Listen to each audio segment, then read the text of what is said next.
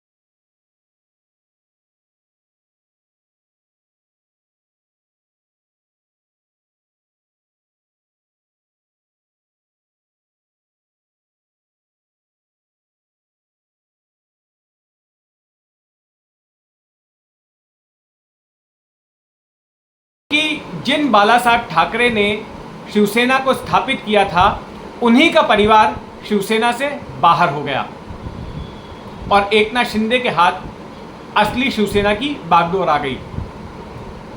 और ना केवल शिवसेना की बागडोर आ गई, बल्कि शिवसेना का जो चुनाव चिन्ह है धनुष बाण, वो भी एकनाथ शिंदे को मिल गया। शिवसेना का औपचारिक नाम मिल गया और अब उद्धव को दूसरा चुनाव चिन्ह अपनाना पड़ रहा है। और साथ ही में उनकी पार्टी को अब नाम के आगे ब्रैकेट में उद्धव बाला साहब ठाकरे लिखना पड़ रहा है, शिवसेना उद्धव बाला साहब ठाकरे। तो अब जब पार्टियां दोनों अलग अलग हो गई, चुनाव आयोग की मान्यता मिल गई एकनाथ शिंदे को, तो फिर सवाल ये खड़ा हुआ कि अगर असली शिवसेना एकनाथ शिंदे के पास है, तो जो शिवसेना की परंपरा चलते आई है 60 के दशक से कि शिवाजी पार्क में उसकी सालाना रैली होती है, वो भी एकनाथ शिंदे को ही लेनी चाहिए। और एकनाथ शिंदे के नेताओं की ओर से इस बात को जोर दिया गया, चूंकि असली शिवसेना वही है तो असली शिवसेना ही शिवाजी पार्क पर रैली करेगी। लेकिन साथ में उद्धव ठाकरे की पार्टी ने भी शिवाजी पार्क पर अपना दावा ठोक दिया और उनकी ओर से भी बीएमसी के पास अर्जी दाखिल की गई कि हम यहाँ पर अपनी सालाना रैली करेंगे। शिवाजी पार्क का कब्जा बीएमसी के पास है। तो अब बीएमसी के सामने दोनों ही पार्टियों की तरफ से अर्जियां आ गई थी शिवाजी पार्क में रैली करने के लिए। लेकिन काफ़ी विवाद होने के बाद आखिरकार तय हुआ कि शिवाजी पार्क में उद्धव ठाकरे ही रैली करेंगे और एकनाथ शिंदे ने फैसला किया कि वो अपनी रैली बांद्रा कुर्ला कॉम्प्लेक्स के एमएमआरडीए ग्राउंड पर करेंगे। और पिछले दशहरे इन दोनों ही ठिकानों पर एक ही वक्त में इन दोनों ही शिवसेनाओं की रैली हुई। एक तरफ उद्धव ठाकरे संबोधित कर रहे थे तो दूसरी तरफ एकनाथ शिंदे, और दोनों में अच्छी खासी भीड़ जमा हुई थी। लेकिन अब साल भर के बाद फिर से वही सवाल आ खड़ा हुआ कि आखिर शिवाजी पार्क में रैली कौन करेगा। फिर से शिवाजी पार्क पर दोनों ही शिवसेनाओं ने अपना दावा ठोक दिया, बीएमसी के पास अर्जियां दे दी कि हम वहां पर करेंगे अपनी रैली। लेकिन इससे पहले विवाद ज़्यादा बढ़ता एकनाथ शिंदे ने अपना एक कदम पीछे ले लिया और कहा कि वो कोई विवाद नहीं चाहते हैं और इसलिए उन्होंने फैसला किया कि वो शिवाजी पार्क के बजाय अपनी रैली करेंगे दक्षिण मुंबई के आज़ाद मैदान में।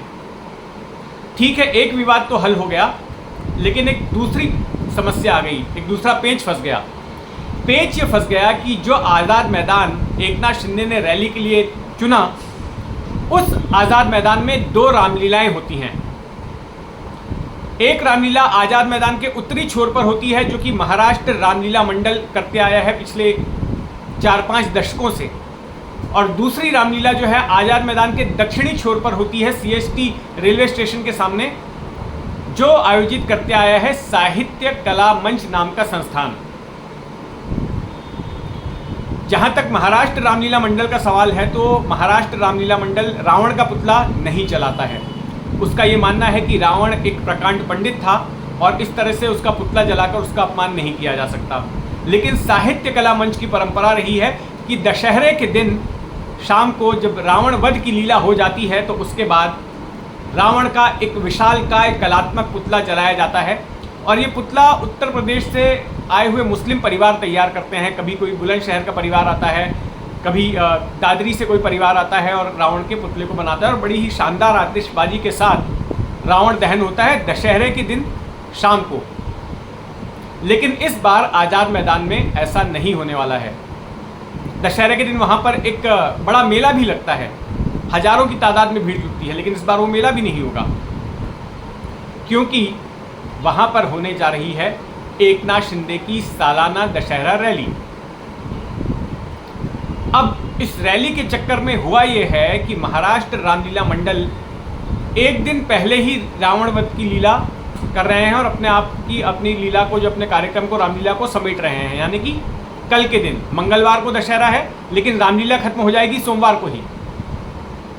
तो वहीं दूसरी ओर साहित्य कला मंच को कहा गया है कि आप जो है अपनी लीला को शिफ्ट कर दीजिए पास ही के दूसरे मैदान में, और वहाँ पर जो आपको रावण दहन वगैरह करना है वो वहीं पे कीजिए, लेकिन आज़ाद मैदान में नहीं।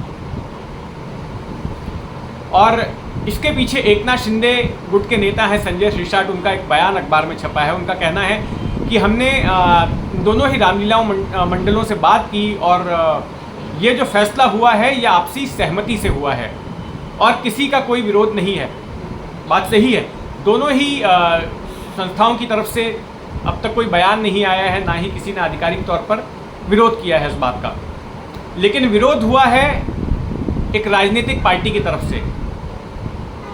ये जानना दिलचस्प है कि इस तरह से रामलीलाओं को वक्त से पहले समेटे जाने का विरोध कांग्रेस पार्टी कर रही है। मुंबई कांग्रेस की अध्यक्षा वर्षा गायकवाड़ ने इसका विरोध किया है। उन्होंने कहा कि जिस तरह से इन धार्मिक सांस्कृतिक आयोजन को समय से पहले एक राजनीतिक रैली के लिए खत्म किया जा रहा है वो सही नहीं है, और इसके खिलाफ, इसके विरोध में उन्होंने मुख्यमंत्री एकनाथ शिंदे को खत भी लिखा है। तो इसके जवाब में शिवसेना का कहना है कि इसमें कुछ गलत नहीं हो रहा है, रावण तो कभी भी, साल भर में कभी भी जलाया जा सकता है, उसके लिए कोई एक दिन ही क्यों। तो ये इनका तर्क है। दूसरी तरफ मैंने बात करने की कोशिश की रामलीला मंडलों से जुड़े हुए कुछ लोगों से, तो उनका कहना है कि विजयादशमी जो है एक दिन पहले दोपहर से ही शुरू हो रही है तिथि के मुताबिक। तो ऐसे में अगर सोमवार के दिन भी रावण वध का कार्यक्रम कर दिया जाता है या रावण दहन भी कर दिया जाता है तो तकनीकी तौर पर वो गलत नहीं होगा।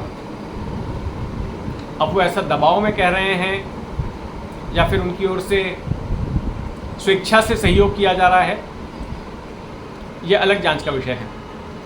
खैर, दशहरे के दिन इन दोनों ही रैलियों में दोनों दिग्गज नेता उद्धव ठाकरे और एकनाथ शिंदे क्या बयान देते हैं, आगे अपनी पार्टी के लिए किस तरह की रणनीति तय करते हैं, इस पर हमारी नज़र बनी रहेगी।